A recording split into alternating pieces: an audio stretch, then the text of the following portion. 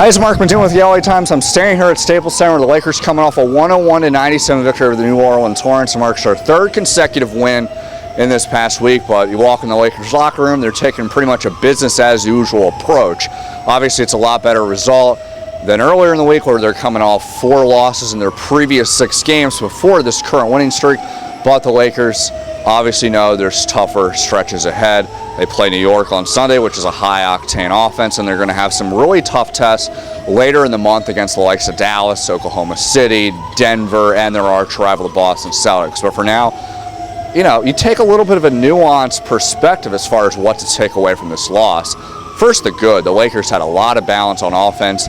Every person in the starting lineup, with the exception of Derek Fisher, notched double figures. And to headline that effort, of course, was Kobe Bryant. He had 25 points, 10 of 19 shooting.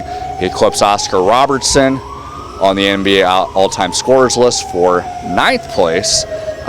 So next up is Hakeem Olajuwon. And before the game, Phil Jackson kind of shared his belief that Kobe Bryant's really motivated to want to surpass Michael Jordan on that list. He's currently ranked 3rd there.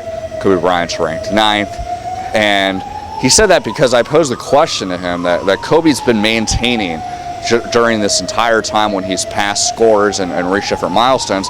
All he cares about is winning. So I asked if there's anyone on the list that maybe he's serves extra motivation from to want to surpass it. He didn't even mention Shaq, which he did say that he'll probably surpass him. But he also mentioned Michael Jordan, which he said would probably happen as well. Kobe Bryant, on the other hand, said that these records don't mean anything and he's not motivated to want to pass Michael. He's just really appreciative of being part of the history and just being a student of the game, knowing and understanding and appreciating and wanting to mimic a lot of the different players' moves.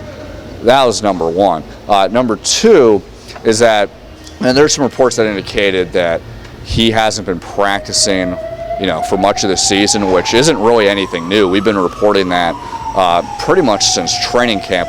But the Lakers have taken a different approach recently where Kobe, before the Miami game, as well as Derek Fisher, started practicing with the team, wanting to restore continuity and chemistry because the Lakers were going into a little malaise. And obviously you can see from this game that's a little bit of a balancing act in terms of wanting to hone in and solidify chemistry versus the benefits of staying healthy. Let's get back to the chemistry part. Pau Gasol made some terrific strides offensively. He was struggling as of late ever since Andrew Bynum had returned to the lineup. He was also struggling beforehand with just feeling fatigued, but it didn't seem like he was able to really get his offensive presence felt in there.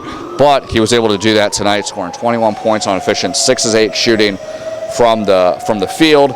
He did miss a critical free throw toward the end of the game that would have given the Lakers a 5-point lead, but Lakers were still able to secure the victory. Andrew Bynum made some terrific strides in terms of his mobility, his shot blocking, just his overall confidence level, and he wound up with 17 points and 7 of 13 shooting.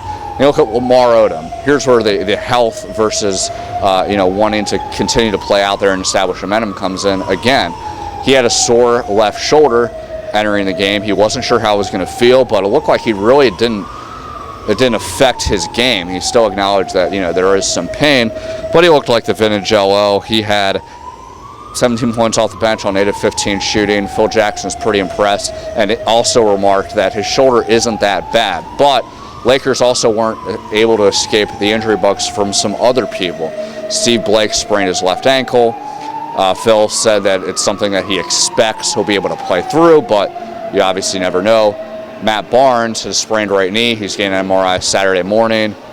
That the Lakers aren't sure of how it's going to go down, but that's definitely a concern, not just in wanting to, maintain the depth and the health that the Lakers have, but the Lakers are playing New York on Sunday. That's high-octane offense, and it'll be interesting to see how the Lakers' new defensive wrinkles will shape up. That's something that Phil Jackson thinks that it still needs to sharpen up.